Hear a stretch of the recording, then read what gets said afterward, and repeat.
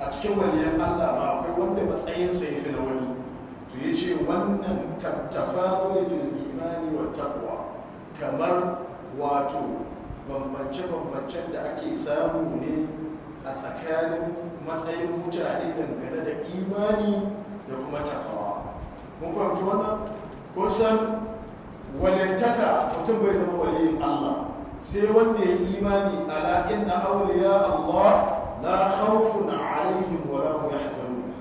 Ku saurara, waliyan Allah su ne waɗanda babu tsoro tattare da su kuma babu bakin ciki. Sai an daga mana wasu wane ne sai ce allazina amanu wa kanu yattaqun, su ne waɗanda suka yi imani kuma suka yi takawa.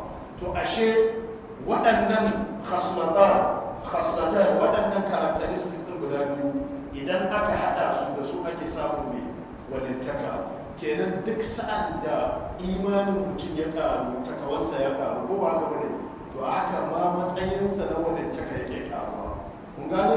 Tunda wannan a waɗannan ababen biyu da su ake samun waliyin Allah, to kenan mun yi imani cewa al-imanu yazidu wa yanqus. Imani yana ƙaruwa kuma yana raguwa. Imani yana ƙaruwa da yi wa Allah barkake sarki biyayya. Imani yana raguwa idan mutum yana saba wa Allah barkake sarki.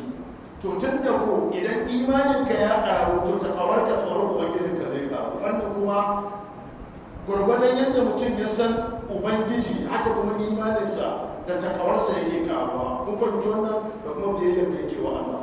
To in dai al'amarin haka yake cewa imani yana ƙaruwa kuma yana raguwa, kenan akwai wanda ya fi wani imani.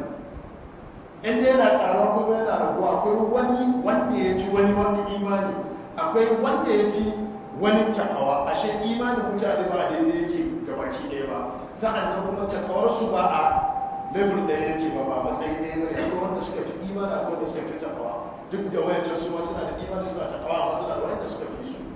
In dai kuma imani da masu suke bayar da walittaka, ashe kuma waliyan ma matsayinsu daban-daban daban.